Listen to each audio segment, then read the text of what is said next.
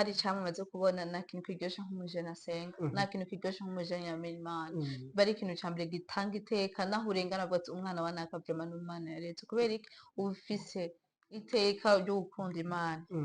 Abajene twagwana vyinshi, hari igihe uba wikomporta ukuntu ugaca wumva umujene arakubwira ati wewe nawe wigira masera, wewe wigira nake ngo ugira masera, ariho ugasanga mu bitekerezo vy'abandi iyo vocation yo kwiyobera Imana mfise, ndifuza yuko nzoba umwigeme, nzokubaka urwanje, nzoba mama wa naka, nkagira famille, ariko uko witwara nuko abandi baguha iyo image. Nk'akarorero iyo witwaye nabi abandi bakubona nabi, ariko witwaye neza baraguha andi mazina nko kwita masera, n'akazina keza.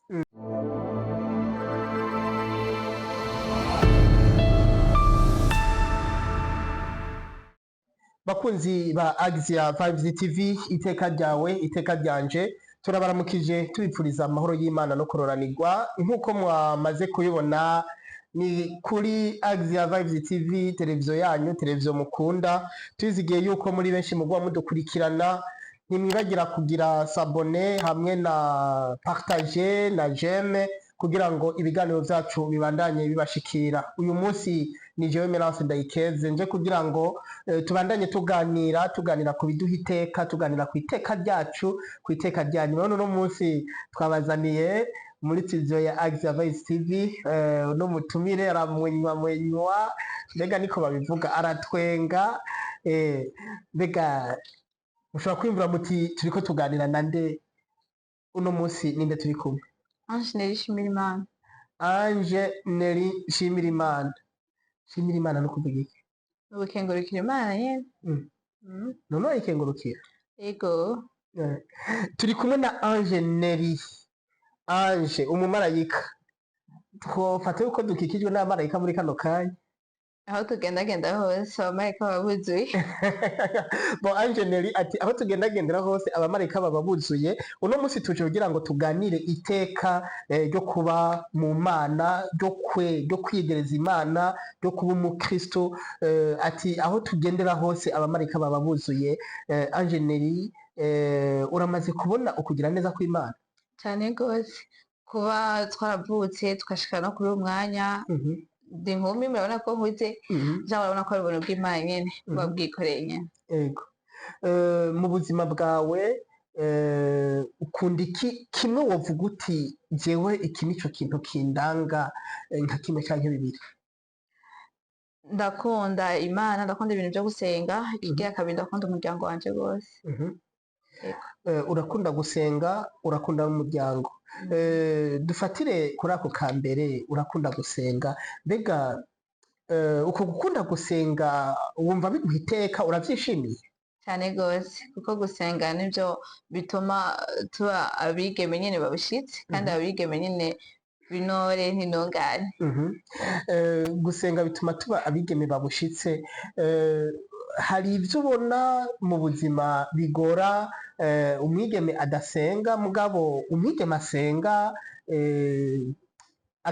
akahatambuka neza, akabicamwo neza bitamugoye? Cyane gose, nk'akarorero uri umujene usenga, uririnda inyifato itari nziza, ubusambanyi, ububeshi, kugambarira abavyeyi n'ibindi bibi vyose vyotuma uja mu mwijima. Ariko uri umujene usenga, nuko wubaha, ukunda Imana, ukunda abantu, kandi uba ari umujene w'akarorero keza cane cane mu kibano. Hariho ibitari bike usanga bigwa ku muntu ugasanga vyamuguye ko giturumbuka. Mbega umuntu asenga afashwa n'iki? Ni igiki kimutuma atambuka iyo mitego yose igashikira umuntu mu buzima?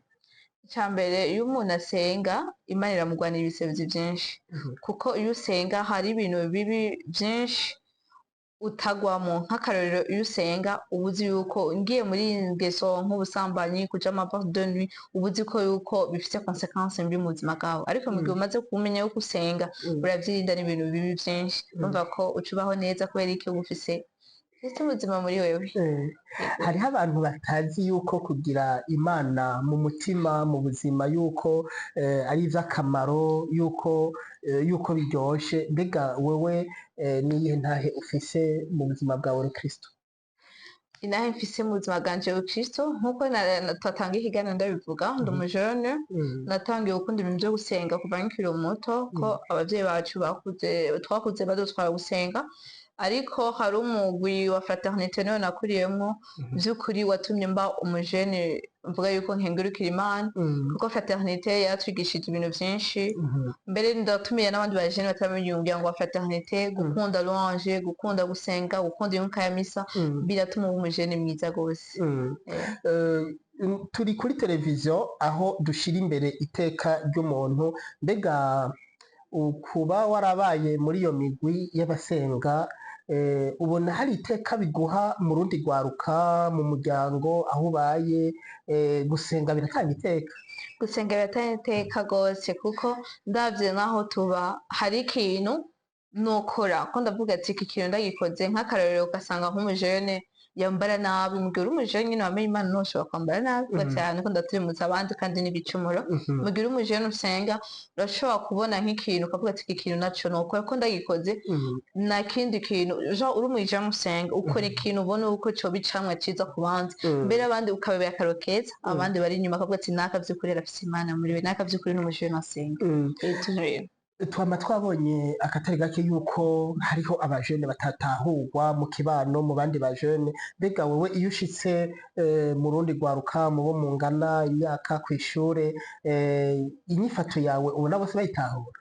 Si bose bayitahura kuko urazi abajene twagwana vyinshi hari igihe uba wikomporta ukuntu ugaca ngo umujene arakubwira ati we nawe wigira masera wowe wigira nake ngo wigira masera ariho ugasanga mu bitekerezo vy'abandi iyo vocation yo kuyobora Imana mfise ndifuza yuko nzoba umwigeme nzokubaka urwanje nzoba mama wa naka we nkagira famille ariko uko witwara nuko abandi baguha iyo image nk'akarorero iyo witwaye nabi abandi bakubona nabi ariko witwaye neza baraguha andi mazina nko kwita masera n'akazina keza ko baba bakubona yuko ufise uburenganzira mugabo kaba kerekana yuko badatahura ingene uriko urabaho. Ego navyo baba batahura kuko baca baguha yindi image atariyo. None muri uko kubaho gutyo nta bintu ubona uhomba? Icambere kwanza ubanza kwanza kwiyakira kuko umaze kwiyakira uca ubumbwa n'icuro ukavuga ati ko jewe namenye Kristo ko jewe namenye Imana igeza kwifata uko nigenza uko ntaco homba vraiment. Hariho utuntu abandi bajene baba bariko barajamwo baryoherwa ukuntu none w'ivyo ntibishira mu vyo uhomba? Natwebwe abantu vyitwa ko dusenga rimwe rimwe twaseba nk'akarorero ugasanga urafise famille ugiye nko abavyeyi barabasohokanye nko mu kabare mugiye kurya ka brochette muratashe canke inshuti yagutumye muri anniversaire nizo ni ceremony mu zindi ariko utorinda kugenda mu mabatu de nuit kugenda mu biyoberamutwe kunywa inzoga kuja mu busambanyi oya mbere muri ivyo vyose nta munezero urimwo ariko umunezero nuko wa mbere wogira amahoro muri wewe ugakora nyine ibintu byose biciye mu muco. Wavuze yuko mu vyo ukunda hariho ubwa mbere na mbere yuko ukunda gusenga ukongera ugakunda n'umuryango mbega abantu basenga ubona mu muryango cyane cyane urwaruka mu miryango barakunda gutahurwa inyifato yabo mbega mu muryango birabahimbara baravuga ati turavyishimiye canke baratangara canke bigenda gute ku ruhande rwawe mu muryango iwawe bigenda gute? Umuryango wacu nk'akarorero abavyeyi banje baranezerwa gose kuko nanje nimba hari icamwe maze kubona nta kintu kiryoshe nk'umujene asenga nta kintu kiryoshe nk'umujene yamenya Imana bari ikintu ca mbere gitanga iteka naho urengana avuga ati umwana wa naka vraiment n'Imana yaretse kubera iki uba ufise iteka ryo gukunda Imana biratera iteka gose. Ni ukuvuga abavyeyi barakwizigiye ku nyifato yawe barakwizigiye cane gose kandi baragukunda gose babonye ingene bikumva naho haba akantu bavuga ati mubaze neri kubera iki baba bavuga yuko uyu mwana ni umwana asenga ni umwana ameze neza baba bafise confiance nini kuri wewe uba uri gihanuzwa. Yego kabera akarorero keza abantu. Okay, murakoze murumva yuko turiko turaganira ku iteka ryacu ku iteka ry'umuntu turi kuri televiziyo iteka ryawe iteka ryanje Agizia Vibes TV turiko turaganira ku iteka ry'umuntu asenga mbega gusenga biratera iteka mbega kuba mu Mana biratera akanyamuneza birafise ico bimara turi kumwe na Angeneri Nshimirimana niwe ariko aratuganirira kuri no televiziyo uno munsi tukaba turiko turaganira kuri kino kibazo c'iteka dusanga mu gusenga mbega ntaho bishika programa z'ivy'Imana zikakubana nyinshi ukumva urazidoge? oya ntibirambako gusa nyene ivy'Imana birarusha kandi ivy'Imana bisaba ko uvyitangira n'umutima wawe wose ata buryarya bugiyemo kuko iyo ugiye mu vy'Imana ukabishiramwo uburyarya usanga uriko urakorera futi ariko iyo ugiye mu vy'Imana ukumva yuko ubihaye agaciro ubiyeguriye nyene ivy'Imana birahembaye gose. uvuze ngo ugiye mu vy'Imana ukabishiramwo uburyarya ni ukuvuga iki? Mvuze uburyarya nshatse kuvuga barya abantu bitwa yuko ngo dusenga ariko tudasenga ushaka ugahagarara imbere ya ensemble uri nk'umuntu wigisha uri umuntu uririmba ukaririmba ugasanga ibikorwa vyiza abantu tukuzi kw'isengero kumeze neza ariko mu kibano ugasanga uri inzoka ugasanga mu kibano uri umurozi mu kibano uri umusambanyi mu kibano uri umusuma ufise izindi comportement mbi ariko imbere y'abantu arya mw'isengero tukabona yuko uri umwana mwiza kuvuga niyo mpamvu nashaka kuvuga uti buryarya. Twahava dufata yuko ico bise uburyarya ari ubwiyorobetsi. Ego. Uti rero kuba mu Mana wiyorobeka ni ibintu bibi cane. Ni bibi gose. Bifise inkurikizi mbi zihe? Consequence ufise nimbi urashobora kuba ufise exemple urashobora kuba ufise charisme kana nk'ubu ukunda kuririmba Imana ikaba yaraguhaye ingabire no kuririmba ariko mu gihe ugenda imbere ya yindi assemblée imbere y'abandi bantu ukaririmba ugasohoka ugatangura kwirata consequence ugira nuko nirya ngabire nari ufise uza utanga ugasanga yari yamaze no kukuvako kubera iki washize mu bwishime buri ngabire yose yafise icamwa ca n'inema yayo ariko mu gihe tuvyitwayemo neza bisigura ko ibintu byose vy'Imana bisaba ko uvyitwayemo neza uvyitwayemo nabi usanga na za ngabire Imana yaguhaye zose zamaze kubafite. Ku bijanye n'imigenderanire hagati y'abantu umuntu w'indyarya nk'uko bivuze umuntu w'umwiyorobetsi mbega bigenda gute imigenderanire hagati y'abo bari kumwe y'urungano? Icambere agira ubwiratsi gose ari kumwe n'abandi ukavuga ati jewe nsivye indirimbo kanaka nawe mwoshobora kuririmba jewe nsivye naka nimwo ninahaza Imana neza jewe nsivye muri programme irimwo kwigisha neza umva abafise kiya kintu co kwishira hejuru kwizamura tukibagira yuko n'ijambo ry'Imana tubwira ati Imana ikunda abicisha bugufi. Imana ikunda abicisha bugufi. Angeneri ariko aratuganirira ku kanyamuneza yumva kwiteka gusenga bimuha mbega Neri hari aho biba bishitsa vyoba vyarashitse ukagira nka porogaramu yo guhanura uwundi mujene ubona yuko ari mu bintu bitari vyiza?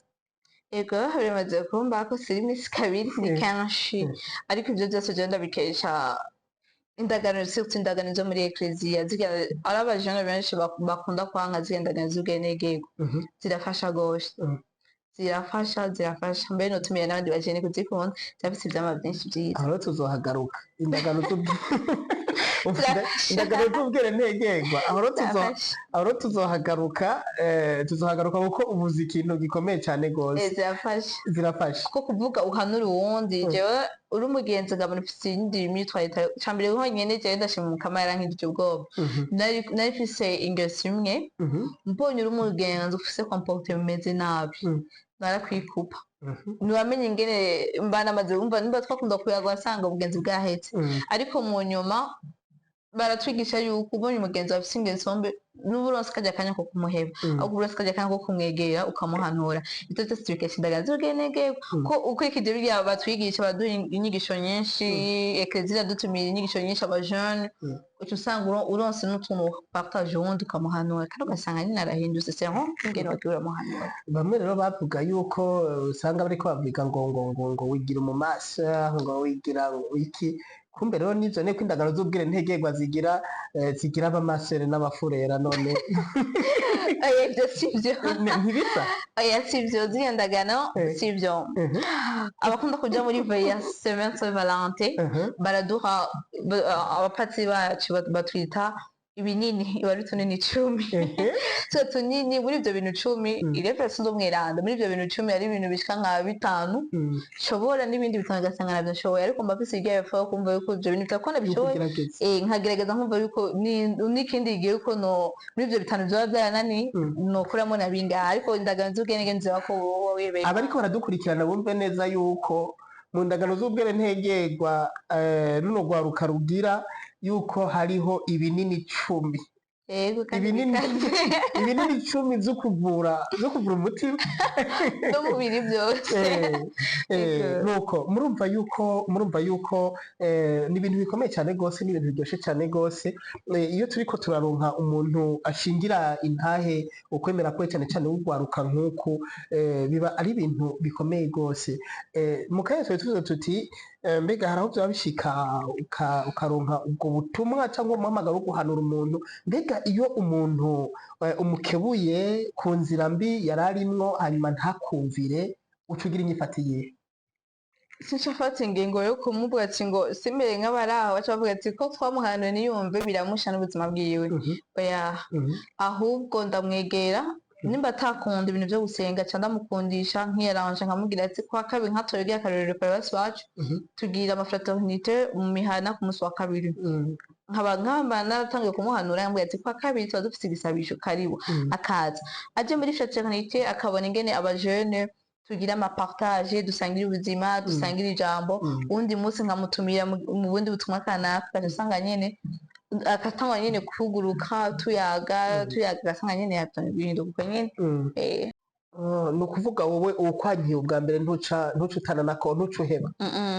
agomba ndonse akaryo kanini ko kumwegereza rwose cane cane ndamukundisha umuryango wa fraternité kuko bose cane cane je ndakesha umuryango wa fraternité yangize ico ndi uyu munsi kandi ndahimbaga rwose n'umuryango nkunda, mbere ndumva ko n'abana banje nzobakundisha umuryango wa fraternité. Nivyo? Yego. Uzi yuko bazovuka babikunda? Nzobakundisha rwose twakuze tubikunda. Muga mwarabikundishije? Ego ko je ndibuka nkikira kange muri fraternité nakunda animation. Animation yose ngiye kuri Nazimana ca nitahira. Ariko buke tusanga ndabikunda sisametse ndabikunda ndumva ko n'abana banje nzobakundisha. Nuko turiko turegereza ku musozo wa kino kiganiro, dushoboye twibutsa abo twariko turaganira yuko abariko baradukurikirana yuko twariko tuganira ku iteka ryo kuba mu Mana, ingene kuba mu Mana biryoshe, ingene kuba mu Mana bifise ivyo bidukingira, ingene kuba mu Mana ari mvuge inkinzo urayizi? Inkinzo ushatse kuvuga igihome? Ikindi si ikirenga. Ikindi si ikirenga? No. Inkinzo ntuzi ntabwo? Inkinzo sinzi ko ari igihome? Protection basi? Protection. Okay. Ndacumva. Ariko aho hambere inkinzo cyari igihome, cyari ikintu bakoresha mu ngwano hama bakagifata gutya akikingira. Uciye ukibona? Avuze ngo ikirundi si ikirenga. Rero niko ndavuga yuko gusenga, gukunda kuba mu Mana cyane cyane nk'ugwaruka, turumvise yuko Ange-Nery arashinga intahe yuko bitera iteka yuko bituma umuntu aba umuntu yuzuye. Ange-Nery, hariho akantu wumva uhanura ugwaruka no kubabwira ico bahomba mu kutaba mu Mana? Ego ico nobahanura abajene ico muhomba mu kutaba mu Mana, ca mbere murahomba ivyiza vyinshi vy'Imana. Nk'akarorero uri umujene usenga naho woshikirwa n'ibisebuzi uramenya ingene urwana urwo rugamba, kuko uvuga ati Imana yanje irahambaye, ndizera ko Imana yanje idahemuka kandi Imana yanje ishobora kugira naka. Nk'akarorero ari umuntu usanga aragwaye ingwara ugasanga iyo ngwara iramuteye nk'ibisebuzi nyene vyinshi bidasanzwe, akagira nico kibazo. Ariko mu gihe uba udasenga udafise ukwemera muri wewe, usanga wagiye mu bapfumu, usanga wagiye mu yindi ngeso utari nziza kubera iki kirya kibazo uba umaze kugira. Ariko kuba usenga naho ushirwa n'ingorane ushira Imana imbere kandi ukizera yuko Imana iza kugukuriramo. Umva ico ni icamwa kinini uba ufise mu gihe ufise ukwemera kandi mu gihe uba wemera Imana.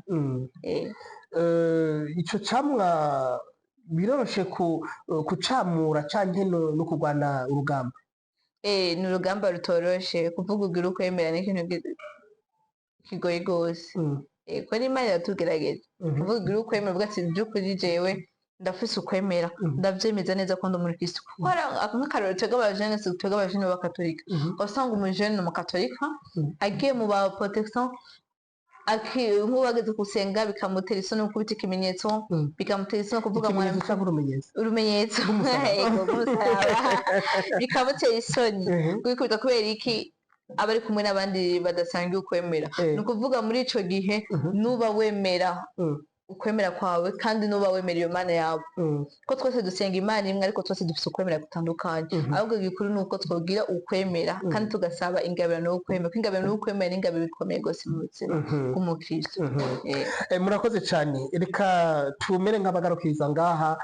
Murumva yuko twari ku kiganiro aho twari ko turarabira hamwe iteka ry'uwemera, iteka ry'umukristo asenga cyane cyane umujene. Angeneri arakoze kutuganirira. Mwumvise yuko ikirundi ngo si kirenga. Uno munsi twagize amahirwe yo kuronka umwana yavukiye mu gisagara. Mbega niri kuba wavukiye mu gisagara wumva ari iteka kuri wowe? Byo birandyohera, biramara si gisagara gusa kuko ndi umwana wo mu Kinama birandyohera.